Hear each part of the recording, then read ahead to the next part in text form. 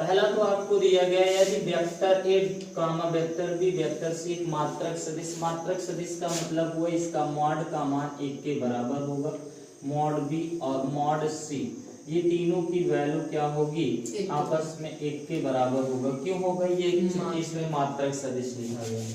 फिर कहा vector A plus vector B plus vector C बराबर, ये आपको दिया गया है, ठीक ना। तो आप इसके लिए बड़े आसानी से वेक्टर ए उसी को नोट करेंगे, vector A plus vector B plus vector C okay बराबर 0 के।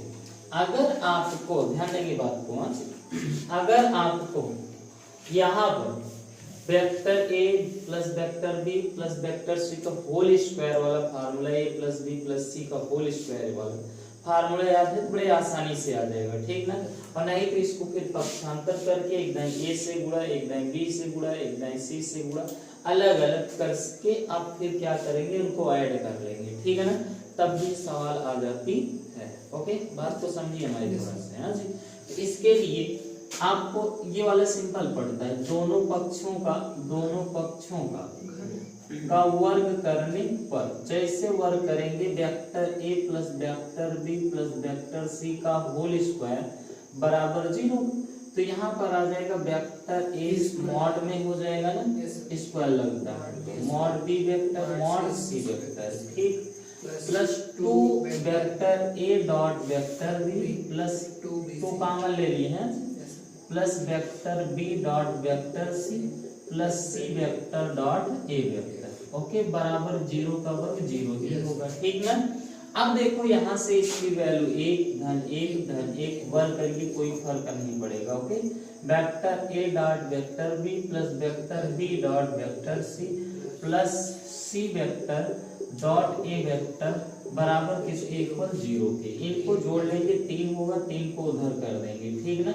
Vector A dot vector B plus vector B dot vector C और plus C vector dot A vector बराबर कितना हो जाएगा -3 के, ठीक, इसको बटे में कर देंगे आंसर आ जाता है vector A dot B vector B dot vector C plus vector C dot vector A बराबर ये हो जाएगा 3 अपॉन कितना हो जाता है 2, यही इसका आंसर है। ओके ठीक ना। क्वेश्चन में कहा कि वेक्टर ए का मान 0 वेक्टर है और वेक्टर बी का मान भी 0 वेक्टर है, तब ए डॉट बी बराबर 0 आएगी, ये तो सत्य है, ठीक ना। लेकिन कहा परंतु विलोम का सत्य होना आवश्यक नहीं है। एक उदाहरण द्वारा अपने उत्तर की पुष्टि कीजिए। विलोम मतलब एक जस्ट अपोजिट लीजिए, जैसे ये 0 0 तो 0 ना, ठीक है, तब क्या वह सत्य हो सकता है, तो हो सकता है, आवश्यक नहीं है। इन्होंने कहा आवश्यक नहीं है कि सत्य हो, ठीक है ना, अपने उदाहरण द्वारा अपनी पुष्टि कीजिए, ठीक है ना। तो इनके लिए ये आपके ऐसे हैं कि जिससे डॉट की वैल्यू अलग अलग सदिश राशि लेंगे तब तो कोई दिक्कत नहीं है, ठीक। अगर वह सदिश एक दूसरे के लंबवत हो जाए, ठीक ना, क्या हो जाए लंबवत, अगर सदिश क्या हो एक दूसरे के लंबवत होंगे तो उनकी वैल्यू क्या होगी सत्य होगी कि वह 0 के बराबर ही है, ठीक ना। और उसके अलावा फिर सत्य नहीं होगा, ठीक है ना, कि उनका हम डॉट का गुणा करें तो वो 0 के बराबर, ठीक है ना। मतलब ऐसे मतलब सदिश वेक्टर है और वेक्टर भी एक दूसरे के क्या होने चाहिए लंबवत होने चाहिए, ठीक है ना। तो एक एग्जांपल भी दे देते हैं। तो आपको ये तो पता है कि वेक्टर ए बराबर 0 है वेक्टर के और वेक्टर बी बराबर 0 वेक्टर, तब आपको पता है कि वेक्टर ए डॉट क्या है वेक्टर बी बराबर 0, ठीक है ना। अब इनका विलोम लेंगे, क्या लेंगे विलोम।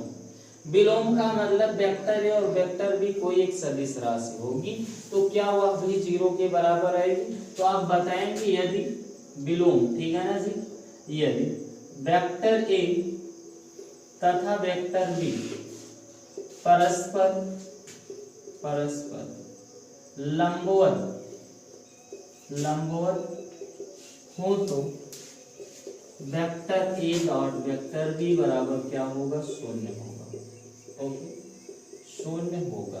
एग्जाम्पल दे दिया जाए 0 के लिए डॉट के लिए सदिश के लिए वेक्टर ए बराबर कोई एक ऐसी सदिश चुनिए जो आपका बन जाए, ठीक ना।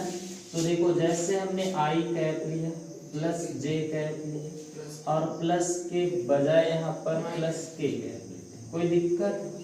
आगे आइए वेक्टर ए ओ वेक्टर बी लेते हैं। वेक्टर बी बराबर यहाँ लिख देंगे क्या, I cap plus J cap minus 2k cap लगा लो। कोई भी एग्जांपल ऐसा बनाओ कि वो डॉट में गुणा करो तो क्या हो जाए, 0 हो जाए। Vector A dot vector B, अब गुणा करेंगे तो आई आई का गुणा 1, जे जे का गुणा 1, इसका -2।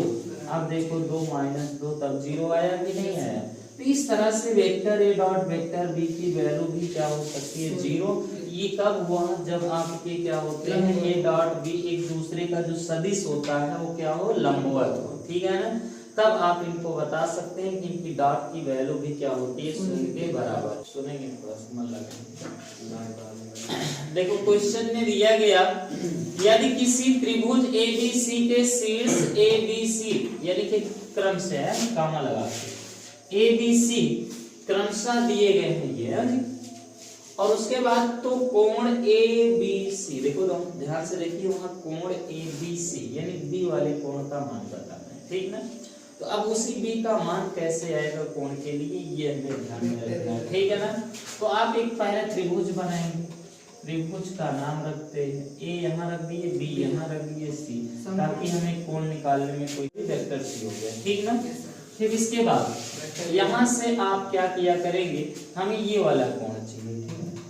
तो ये कोण चाहिए, पहले आप ए बी वेक्टर निकालेंगे। ए बी वेक्टर पहले अलग अलग मान लिख लो, वेक्टर ए बराबर i cap plus 2j cap plus 3k cap, ठीक ना। वेक्टर बी बराबर हो जाएगा -i cap, okay. Vector C बराबर, ये 0 है उसको कोई मतलब j cap plus 2k, j cap plus 2k cap, जिसमें 0 है उसको नहीं लिखेंगे। अब इसके बाद आप निकाल लेंगे A B vector, A B vector बराबर बी वेक्टर माइनस क्या हो जाएगा, ए वेक्टर होगा ना।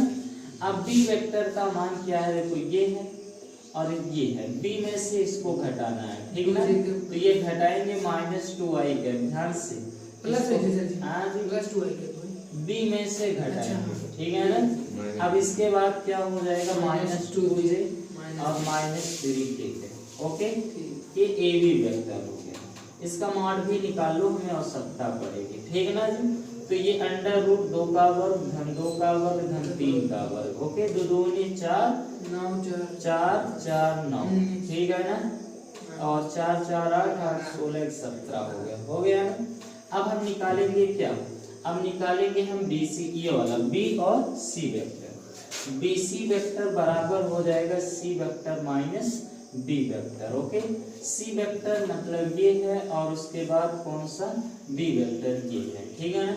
जब इसको घटाएंगे तो माइनस माइनस क्या हो जाएगा, प्लस i हो जाएगा, ओके। और फिर प्लस j कैप और प्लस 2k कैप, इतना हो गया। अब हमें BC वेक्टर का मॉड चाहिए, मॉड निकाल लेते हैं, √1 का वर्ग धन 1 का वर्ग धन 2 का वर्ग, तो √6 आ गया, ठीक ना। अब हमें चाहिए क्या, अब हमें चाहिए यहाँ का कोण, तो कोण ये जो बनेगा, ध्यान देना, ये क्या बनेगा, ए बी वेक्टर का डॉट, ओके, और फिर BC वेक्टर का डॉट, और फिर क्या हो जाएगा बराबर मॉड ए बी वेक्टर और मॉड BC वेक्टर, और ये हो गया cos थीटा के स्थान पे cos b लगा सकते हैं, cos b लगा देंगे तो कोण b का मान आ जाएगा, ठीक। तो यहाँ से इसकी डॉट में वैल्यू करेंगे, a क्रॉस b का मान, ये a डॉट ये वेक्टर और ये वाला BC वेक्टर, ठीक ना। इन दोनों का गुणा कर लेंगे, गुणा कर लिया जाए तो ये -2 होगा और ये j के साथ में -2 होगा और ये 3 दूनी 6 -6 हो गया ना जी। माइनस ए बी लेना है, हाँ बोलो, वहीं से लिए तो AC कहाँ ले पाएंगे, AC आएगा कौन सी पूछे, ठीक। जिसके बीच में कोई भुजा लिए है वही एंगल निकाल लेंगे, ठीक ना।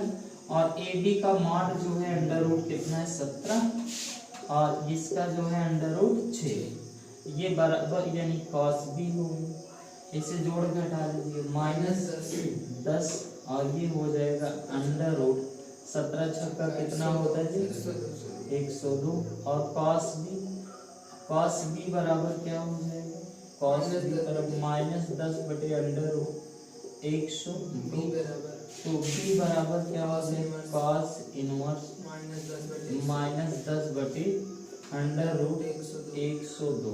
ठीक है ना। अब यहाँ से b को जो है हम कोण लिख सकते हैं ए बी सी। यही है cos इनवर्स की वैल्यू 10/√102। ठीक ना। ये हो गया स्लाइड आंसर थोड़ा चेक करें।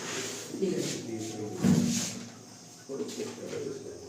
मिस्टर 20 नहीं 20 नंबर सॉरी या कोई भी ऋणात्मक सही बात। अच्छा 21 नंबर है टैप करो स्क्रीन पे क्या होता है। देखो क्वेश्चन को समझेगी कि क्वेश्चन कई बार ऐसे पूछे जाते हैं। दर्शाइए कि बिंदु बी और ए बी सी आपको दिया गया है सररेख है।